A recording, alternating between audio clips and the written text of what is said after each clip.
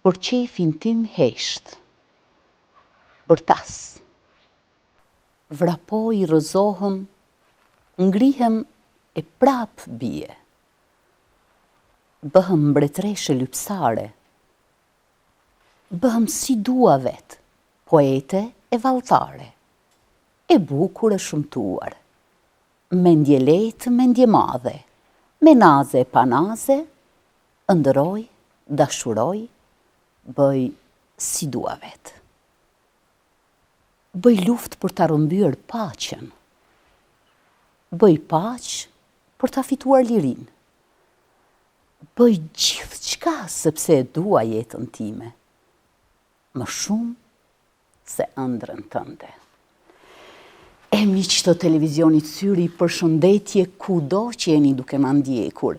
E filluam këtë emision të ditës së sotme me disa vargje të bukura të shkëputura nga libri Kohë për Veten të poeteshës Angelina Marku.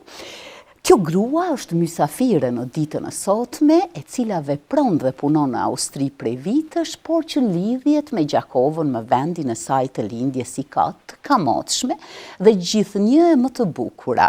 Ka punuar dikur si mësuese, por tashmë ushtron profesionin e saj si poetesh, madje ka shëtitur edhe në zhanre të ndryshme të letërsisë.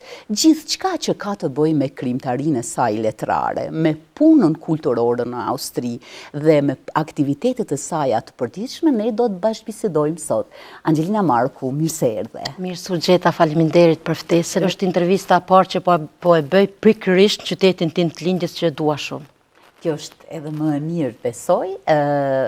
Ju u bët pjesë e këtij emisioni ton falë poezive tuaja të bukura, falë rrëfimeve tuaja që keni bërë në fjalën e shkruar, madje edhe romane, të cilat tashmë kanë kaluar pritshmëritë e sukseseve, me që janë përkthyer edhe në gjuhë të huaja. Do të shkojmë radhazi me njërën pas tjetrës. Ata që ju njohin në vendin tuaj të lindjes, ju njohin si një mësuese, por më vonë braktisët Gjakovën për shumë arsye dhe shkuat në Austri. Na fol pak për profesionin e mësimdhënëses. Sa ju mungon sot? Po, Angelina Marku, Neziri Marku është lindur në qytetin e Gjakovës. Unë kam studiuar shkollën e lartë pedagogjike, Bayram Curri, për të emigruar mandej në Austri. Ikja atje, si gjithë mërgjimtarët tjerë, nuk është e lehtë. Çka do të thotë, se kemi sfidat shumëta, ballafaqohemi me peripeci të ndryshme, dhe unë mendoj se nuk do t'ju kisha uruar askujt ik atje. Por për fatin tim të mirë, unë kam pas një familje të shkëlqyeshme që më ka mirëprit atje, dhe kam filluar me gjetë veten pak nga pak. Fëmijët e mi, tani ata studiojnë të gjithë nëpër Universitetet Vjenës dhe jam jashtëzakonisht e lumtur. Dhe përveç kësaj, bashkëshorti dhe gjithë të tjerët që më kanë dhënë një përkrahje të jashtëzakonshme. Është shumë e mirë që pavarësisht faktit që ju tashmë nuk e ushtroni profesionin e mësimdhënëses, ju jeni lidhur me fjalën e shkruar, e cila natyrshëm lidhet edhe me mësimdhënien. Vargje të cilat sapo i lexuam në fillim, bëj çfarë dua për qefin tim. Na thuaj, cili është ai qefi jot që ti përpiqesh ta bësh në fjalën e shkruar? Poezinë që sapo e lexuat ju, është një ndër poezitë ku e gjej veten. Ikja ime atje nuk ka qenë e lehtë, dhe për shkakun se tregova pak më parë, unë dua të bëj revolucion jo vetëm brenda vetes, por edhe të tjerëve t'ju tregoj se ti herë duhet bësh mbretëresh, herë lypsare, por ti jesh vetvetja dhe ta jetosh jo ëndrrën e dikujt tjetër, por jetën tënde. Po, Angelin, çfarë flasin poezitë tuaja? Çfarë don të përqoshti përmes atyre vargjeve kaq të bukura, të cilat ne ko pas kohe do të flasim për disa prej tyre? Poezia, dua të them dhe citoj që është miku më i mirë imi, sepse këtë gjen gjithkund. Po e tham e gjej gjithkund, po që se jam, mund të ndodh vargje të shkruaj edhe në punë, mund të ndodh që të shkruaj vargje në rrugë, mund të shkruaj në mbrëmje, në mëngjes. Por është tek unë është më shumë romani. Atë e dua më shumë se gjithçka. Edhe pse në poezia është mbretëresha, e letërsisë, dhe sepse në poezi ti mund me 4 rreshta ta shkruash ndoshta një roman. Pikrisht. Mund thuash gjithçka. Kjo është veçantia e vargut. Dhe unë gjithmonë kam shku ka ajo pjesë që poezia t'jetë art.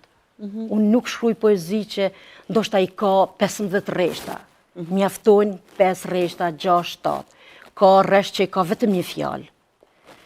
Kritika ju ka vlerësuar si poezi të cilat zgjojnë kujtesën, zgjojnë emocionin. Çfarë do të thotë kjo për ju? Do të thënë ju ktheheni në kohë përmes vargjeve tuaja, çfarë doni të kujtoni te lexuesi?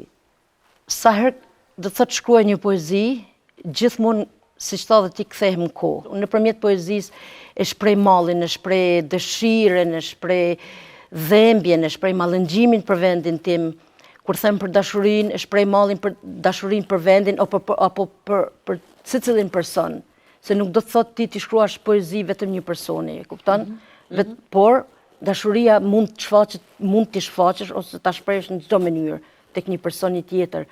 Nëpërmes kam poezinë, shembull, po e marr poezinë jetimi që më prekin këto tema të jashtëzakonisht edhe nëse e shoh. Do të ndoni një varg social ta keni në zhanrin që ju keni. Kam lirik, kam vargje sociale, kam atë dhe dashuri, shprehin nëpërmjet tyre dhe gjithçka. Ju, Angelin, ndani jetën me një bashkëshort i cili gjithashtu është adhurues të fjalës së shkruar. Antonin në njohim të gjithë me angazhimet të tij në fushën e letërsisë dhe me zërin e fuqishëm të diasporës shqiptare. Si është të ndash jetën me një krijues? Sepse krijuesit kanë atë botën e vet, edhe është vështirë t'ju hysh në territorin e tyre. Shiqo, është një pyetje pikante, sepse po e them sikur të ishte Antoni këtu do të ishte edhe më bukur. Gjithsesi, në një moment të dytë kur vjen do ta kemi. Jeta në mes 2 shkrimtarëve apo 2 poetëve nuk është e vështirë, por edhe nuk është e lehtë. Për faktin se ndodhen shpesh edhe diskutime të ndryshme. Po. E siç thotë Antoni, është edhe një poet që e ngrit zonin çdo kund. Është do të thotë poet dimensional. Antoni, poezitë e Antonit janë jashtëzakonisht fuqishme, për diferenca në mes poezive të atij dhe poezive të mia është se Antoni poezinë është shumë e vështirë, lexuesi duhet ta ketë shumë vëmendjen aty ose nuk mund t'i kuptoj secili lexues. I ka më të thella, më filozofike, po. Po. Ndërsa të mijat unë kam pas atë cilin dhe e kam provu gjithmonë që për lexuesin të jetë shumë më e kapshme, shumë më e lehtë. Nuk dua që lexuesi të humb kohë, të mendoj se çka kam dashur unë më shkrua aty. Po ku shkruani më mirë? Ju apo Antoni? Të paktën miq si u njohin. Miq na njohin që nuk e di, unë në kritika do të thotë kam pas kritika të jashtëzakonshme, thash pak më përpara poezitë e mia janë shumë më të lehta dhe njerëzit nuk kanë nevojë që të thellohen shumë to. Por thash pak më përpara se Antoni është nuk e di. Ti them vetes që unë jam më mirë se Antoni është pamundur, po edhe unë kam atë stilin tim që deri diku 80% që një afrohem Antonit. Antonit mund të them që është shumë më i mirë. Do na zgjedhësh disa vargje? Po, sigurisht që po. Krahas atyre që i lexova unë, kemi edhe disa vargje të bukura. Ta shohim se sa mirë shkruani ju dhe sa shumë mesazhe për çon. Me që jemi në kohë festave dhe veç sa ka kaluar një ditë, do ta kisha lexuar sot një poezi, Ai flet, që i kushtohet të gjithë të rënëve për liri. Ai flet, toka ime etur për liri, nuk u shkriva që sytë më pikojnë dhembje, popullit vajtoj, e rinia ime të dergje rrugëve të botës. Jo, nuk u flijova që ju të përfundoni betimin atyre që me gjoks u aprejva rrugën. Ju turpi Dardanis, mos e janë shtëpin time, mos me thoni se e kryet amanetin që u lash, se jam zemëruar me e idhë së plumbi, ju që gjakun ma bëtzi e varin kuq. Lav mirimi vërshuar kultuqeve, si nuk ju tret as një mallkim i kësaj bote. Sa vargje të arira, të bukura, vërtet të bukura. Në librin me poezi kam 3 ose 4, ose ma shumë, kam qenë vlerësu me vendet para, dyta dhe treta. Poezia që titullohet Sonte, e kanë zonë vendin e dytë dhe kisha dashur për lexuesit ta kenë dhe ta dëgjojnë. Sonte, pa gjeje sonte kohë për mua, gjeje një këngë, një poezi, rëmbë një grusht ajër, një fije djel, a një grumbull natë. Se qfar, s'ka rëndësi. Kërkoje një shkëmb, një lëndin, një truall. Merë hua një dhom, një drantafil, apo pak melodi. Bëj diçka, se qfar nuk ka rëndësi. Hej ti, gjej kërko, rëmbe dhe huazo. Bëj qfar të duash, por eja këtë natë së në trupin tim janë dezur me miliarda molekula dashurie. Sa një lirik e bukur Qenka, Faleminderit. Shumë e bukur. Edhe pikrisht këto vargje kaq të bukura do t'i donte se cila grua t'i lexonte dhe ti kërkonte ndoshta nga gjinia kundërt, ose edhe e të tjerët. Mirë, Anxhelin, ju keni guxuar të shkruani edhe në roman, madje të zhvilloni një zhanër jo shumë të zhvilluar në Kosovë, zhanrin e tipit të romanit horror. Gjeneratat e reja i duan edhe kanë shumë libra të përkthyer që lexojnë romane të tilla. Por ju, na flisni pak për këtë zhanër që guxuat të shkruani. Është zhanër që më pëlqen. Ju e ceket edhe pak më parë që është shumë e vështirë. Por kur ti e ban me shumë dashuri dhe me pasion, atë nuk është e vështirë. Zhanri horror në konsumohet shumë pak apo hiç në Kosovë, për këta nuk mund të tham tamam sakt, por e di që shumë pak. Dhe mendoj se nëpërmjet këtij zhanri mund të arrijë më tepër ndoshta ose ta promovoj edhe më tepër vendin tim, se jo vetëm njerëz apo shkrimtar dhe poet që gjenden në botën tjetër, jo në botën tjetër, por në shtete tjera, mund të bën një zhanër të tillë. Dua t'i tregoj botës se edhe ne shqiptarët dinë bëjmë gjëra të bukura. Po, çfarë flasin romanët e juaja horror? Cilat janë personazhe? Çfarë trajton ti aty? Si e ndërton fabulën e romanit? Fabula e romanit dhe gjithë kjo është e lidhur, të thot, e bota e vdekur dhe në mes botës së gjallë. Anxhelin, si është kjo bota e vdekur për ty? Si arrin ti me e konceptu deri te unë si lexuese? Po, jam futur nëpërmjet personazheve në botën e vdekur për të dalë përsëri lart, për të treguar njerëzve, për të treguar lexuesve se përmes botës së vdekur dhe lidhjes në mes të gjallëve dhe të vdekurve është diçka që i bën ata më shumë të lidhur? I bën me të lidhur, dhe personazhi kryesor, subjekti i romanit, subjekti i librit, është lufta në mes të ligjve dhe të mireve. Unë poshtë, do të thot, në botën e të vdekur, aty ku kam hyrë, e kam kriju një fush betejë që të miret janë gjithmonë fitues. Si e ke ndërtu? Po, personazhi kryesor Ela, e cila veç ka hyrë në botën e të vdekurve, atje gjen prisin e tij, i cili është i mbyllur me një kështjell që e mbyllur nga të këqinjet, nga njerëzit e këqij. Ajo aty i liron dhe pastaj fillon ju jep njerëzve jetë brenda ferrit. Aty unë kam shpreh edhe se jeta nuk është vetëm bardhëzi. Jeta ka dimensione të ndryshme. Njeriu nuk duhet ta shoh veten që vetëm dy ngjyrash, ne mund t'i japim botës shumë ngjyra.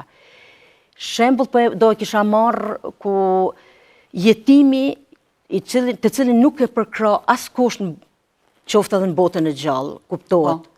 Por njerëzit të cilët janë shumë të pasur, kuptohet, e kam përshkruar në ferr. Ati nuk i intereson për të varfurin. Ati aq është i dhënë mas pasunisë, mas gjanave materiale, sa që Harron atë njerëzore. Harron atë njerëzore dhe në momentin që është duke ikur, ose duke, në atë moment ai merr jetë, por në momentin që po ecën, aq shumë i dhimben këpucët e tia, Mark, sa që i mban dorë, edhe nuk i intereson për tjerë të ikë me këpucat e tina. Më pastaj, aty e kam citu edhe femrën që mund të jetë një dorë e fuqishme. Nuk du me thonë që femra shqiptare, apo, tu e kam marrë globale. Çdo grua mund të jetë e fuqishme brenda për brenda, por ta shpreh edhe jashtë. Si ta shpreh jashtë? Duhet t'i thot njeriut, familjes, shoqërisë, që jo ashtu si që thu ti, sepse edhe unë ditë bëj diçka. Ju keni dashur të ndërtoni një ngjarje që e vërteta është që nuk duhet të ndalosh, pavarësisht atyre sfidave të cilat mund t'i kesh. Pavarësisht sfidave, pavarësisht gjithçkaje ti mund t'ja dalësh. Po, a keni arrit me rujt koherencën, kohezionin, kulminacionin ose kompozicionin brenda veprës, sepse në vepra të tilla është shumë e vështirë të ruhet koherenca dhe kohezioni. Po, është shumë e vështirë, po, e kam arrit ata dhe me shumë sukses. Sepse libri Dimri i shekullit e ka nxonë edhe vendin e parë në vëpërtall të Gjermanisë. Dhe jam shumë e kënaqur, është përkthy edhe në gjuhën gjermane dhe në gjuhën angleze. E sidomos gjuhën gjermane ka goxha sukses. Çfarë flet ky libër? Gjithçka. Mund të them se flet gjithçka. Nuk ka asnjë kapitull që nuk ka diçka të bukur. Është një kapitull ku burri për të mos e prishur familjen, do të thot, ai duhet ta lej pijen. Duhet mos e maltretoj gruan. Duhet të mos e maltretoj familjen. Mandej është një pjesë aty ku vajzat e thejnë akullin. Edhe dalin prej akullit. Kush e bën atë? Ata e bën vetëm fuqia e gruas. Sa janë të rëndësishme këto për ty si shkrimtare, kur sheh që librat tuaja po përkthehen edhe në letërsi të huaja, dhe në të njëjtën kohë po ju njeh edhe një letërsi tjetër juve si shkrimtare shqiptare. Pavarësisht që ju jetoni në një vend ku ka ndoshta shumë dimenzion të letërsive, sepse duke ditur që ka edhe poetë të vendeve të ndryshme që jetojnë aty, në një farë forme edhe konkurenca e bën atë vetën. Po, do të thotë, une për momentin, veç sa kam fillu, do të thotë, me shitjen e librave atje dhe falë Zotit besoj që po shkon mirë dhe është ka shkon mirë, kuptohet se të jetosh ti me një vend huaj, konkurenca është jashtëzakonisht e madhe. Ka njerëz që mirën me shkrime shumë vite. Ka njerëz që kanë marrë në Austri çmime Nobel. Ka njerëz që... Dhe më thënë është një letërsi e zhvilluar. Një letërsi jashtëzakonisht e zhvilluar dhe është goxha e zorshme me arrit atje këtë gjë. Po ju shqiptarët, si arrini ta mbani gjallë jetën kulturore atje? Ne arrim shqiptarët, do thotë po tham përgjithësi për shqiptarët, po flas edhe për ata të Shqipërisë, janë të organizuar mirë, unë përflas për lidhjen e shkrimtarëve shqiptarë dhe krijuesve në Vjenë, që është Aleksandër Mojsiu, është jashtëzakonisht e kyçur, ban orë letrare të ndryshme, kemi student, kemi poet, kemi shkrimtar të ndryshëm, kohëve të fundit janë angazhu edhe ma tepër grasi përpara. Sa mirë. Po. Kjo lidhje shkrimtarëve është themeluar, do të kisha dashur vetëm shkurt ta përmbledhi, është themeluar para 11 vitesh. Atëherë ku kanë fillu vetëm 3 persona, ka qenë Hazir Mehmetin, cilën e përshëndes shumë, Anton Marku dhe Besim Xhelili. Do thotë ata kanë qenë njerëzit e parë që e kanë hap ose e kanë formuar këtë lidhje shkrimtarëve. Dhe kanë bajë gjallë edhe kanë bajë gjallë sot kësaj dite. Kemi pas, thotë, promovime shumëta, jo vetëm krijues nga Kosova, por edhe nga vende tjera, nga Shqipëria, po flas, nga Zvicra, dhe po e mbajnë sot kësaj dite ende gjallë dhe është jashtëzakonisht jemi shumë të lumtën, sepse sikur mos t'ishte qenë ajo lidhje shkrimtarëve, unë lirisht do të kisha thonë se ndoshta edhe nuk do t'jesha sot ku jam këtu. Thonë, shkrimtarët e mëdhenj të epokave të letërsisë gjithmonë kanë deklaruar që libri duhet të flet për poetën. Me që libri jotë është përkthyer edhe në anglisht edhe në gjermanisht. Ke arrit të marrësh ndonjë informat kthyese për ndonjë lexuesi gjerman, anglez, që thjesht çfarë i ka bërë përshtypje në atë që ti ke përquar? Po. Libri në gjuhën gjermane thash veç sa ka fillu mu shit, edhe nuk kam shumë informacione, nuk kam shumë njerëz që më kanë mujt me informu edhe me pas feedback pozitiv. Po.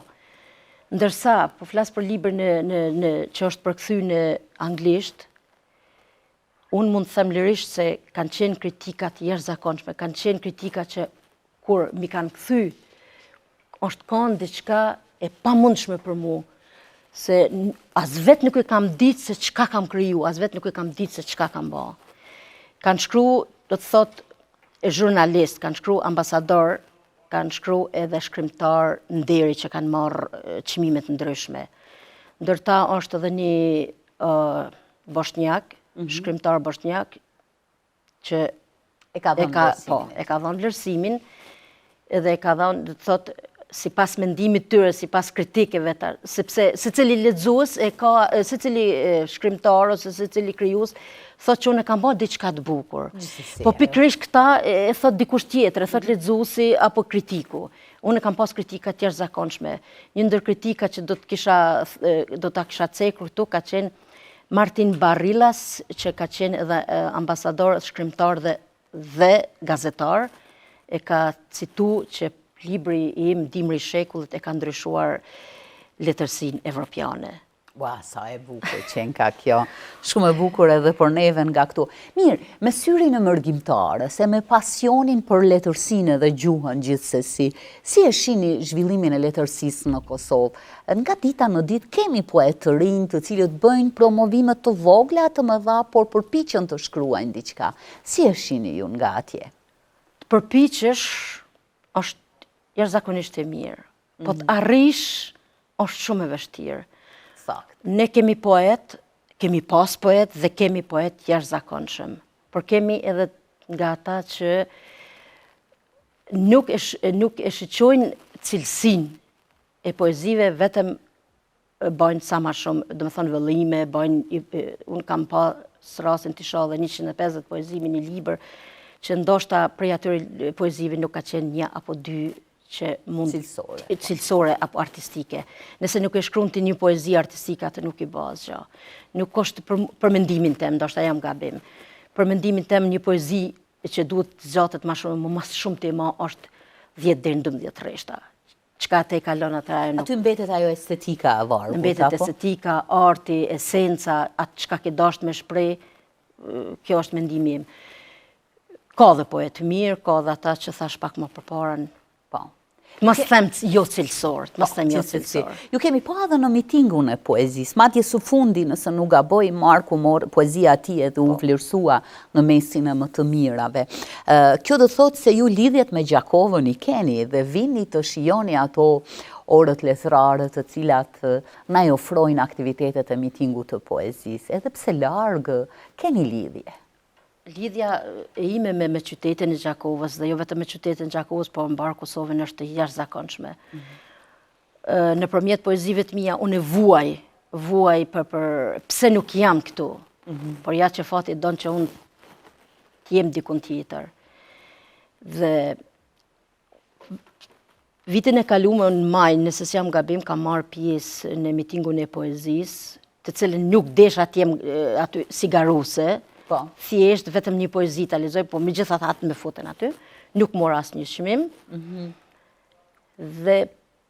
Por gjatë kohës aty dhe me zgjodhen dhe antare e lidhjes, do të thotë edhe antare e klubit John Nicol, po klubit letrar John Nicol Kazazi, që vërtet edhe më gëzoi. Tashmë një përgjithësi tjetër që Po sigurisht është një përgjithësi. Maji po vjen, mitingu po afron. Po, edhe besoj që do të vi edhe në maj. se Gjakova gjithmonë ka nxjerr shkrimtar, ka nxjerr poet, ka nxjerr artist shumë të mëdhej. Edhe konkurenca shumë e madhe në Gjakovë. Mua mërmenja që konkurenca më të madhe në ma e ke në Gjakovë. Kështu që duhet të kesh kujdes se çfarë shkrua. Sigurisht. Po. Ka shkolla shqipe atje në Austri ku jeni ju? Po. Bëhen aktivitete jashtë kurikulare që të njihen edhe me vargjet e poetëve tanë shqiptar të cilët veprojnë? Po. Do të thotë kemi pasi që përmenda pak më parë, po tani është në pension, është Hazir Mehmeti ka qenë një ndër mësuesit e parë të shkollës gjuhës, do të thënë gjuhën shqipe. Kemi edhe të tjerët atje, po fatkeqësisht, do të thoja për fatin jo të mirë, shumë pak i dërgojnë fëmijë në për shkolla që i bëhet gjuha shqipe. Edhe pse atje gjitha pagesat edhe i ban shteti, do të thotë...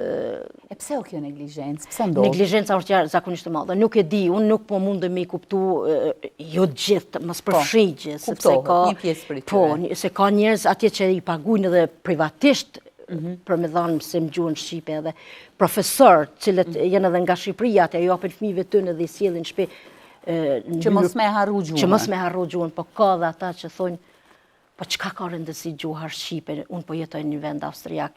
E vet austriaket thonë, ju lutem dërgoni fëmijën, sa ma tepër, do të thotë, ta mësojnë gjuhën shqipe, se nëse një nxënës e din gjuhën shqipe, nëse një person e din gjuhën shqipe, atër do ta mësoj çdo gjuhë tjetër. Është shumë e lehtë, sepse ata e din që po se nuk e ke gjuhën e nanës, po nuk e ke rënjet, do të thotë nuk e din gjuhën tënde, atëherë ato tjerat i ke shumë më të vështira. Më mësu, por ja që unë nuk i kuptoj, është diçka që dhem. Është diçka që të vendosin. Angelin, më intereson të di edhe diçka.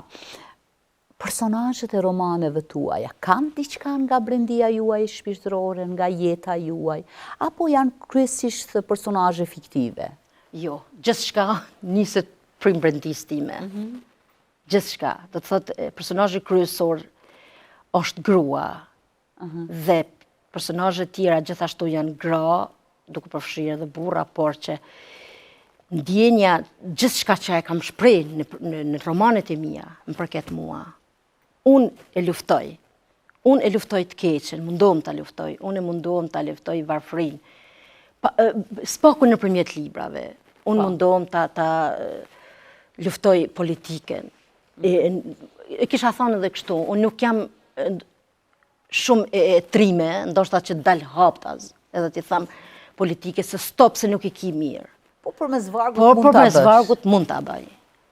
Dhe kur e bën, duket se e përqove një mesazh të mirë, sepse tashmë jetojmë në një vend ku nuk kemi cenzurë, dikur e bënin shkrimtarët tanë të mëdhenj, por cenzuroheshin veprat e tyre.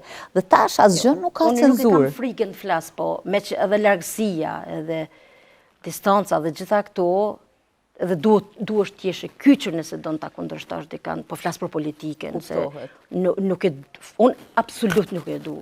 Sepse politika është gjë e mirë, po aq sa i ka të mirat i ka edhe dobësitë e veta. Po gjen kohë të shkruash ndonjë varg për të. Kritikoj. Po.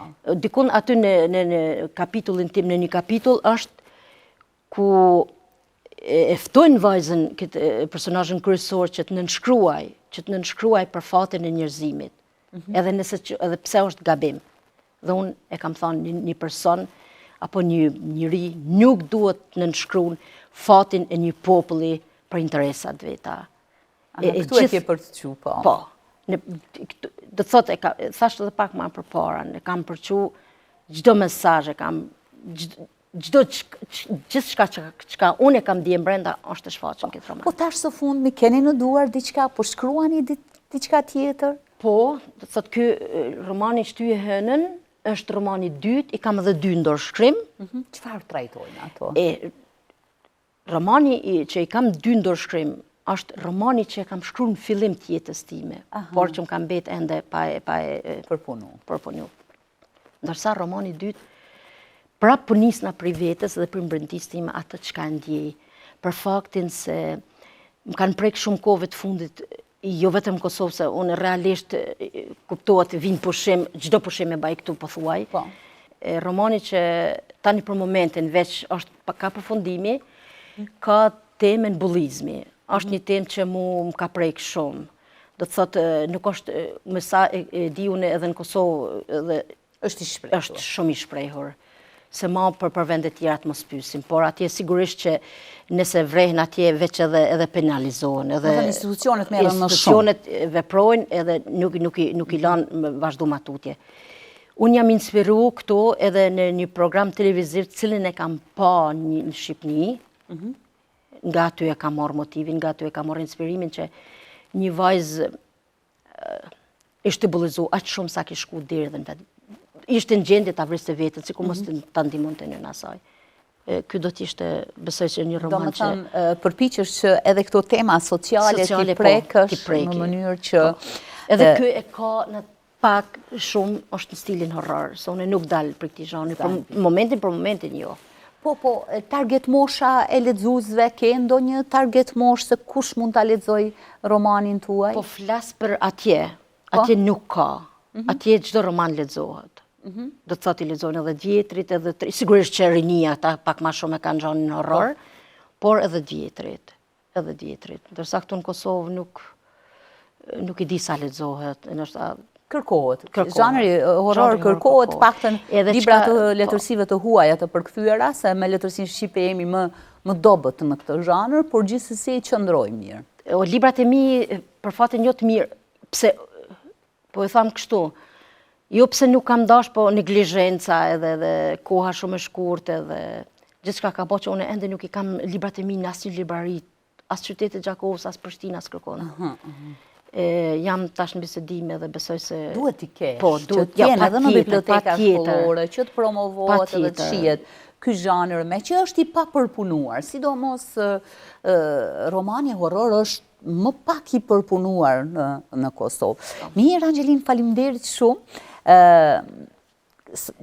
Vizita juaj në Kosovë kësaj radhe ishte rastësishme? Rastësishme, edhe thjesht kam prindit këtu edhe... Po.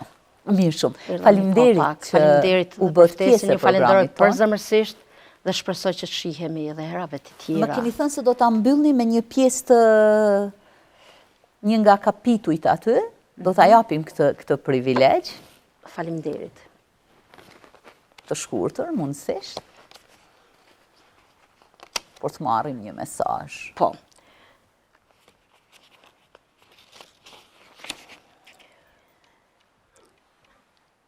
Atëherë ju përgjërua jetës të rrinte edhe për pak qaste me të.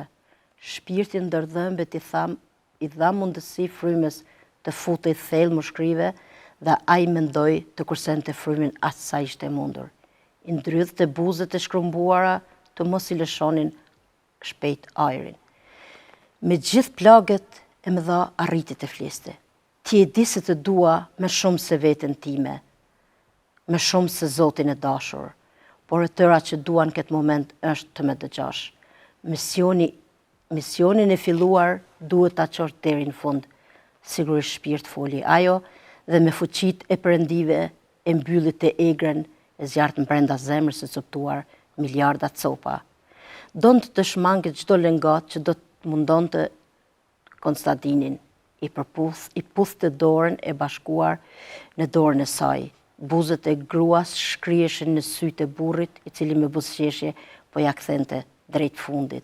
Faleminderit. Faleminderit edhe juve. Faleminderit, Anxhelin. Ishte kjo tëra sa i përket bashkëbisedimit me poeteshën tonë shqiptare, por që jeton dhe vepron në Austri. Nga zemra i dëshirojmë që të ketë edhe shumë krijime dhe prurje të reja në letërsi dhe gjithsesi edhe shkrimet e saja të jenë në raftet e bibliotekave tona. Mirëmbëjtje dhe vazhdoni të jeni me programet tona.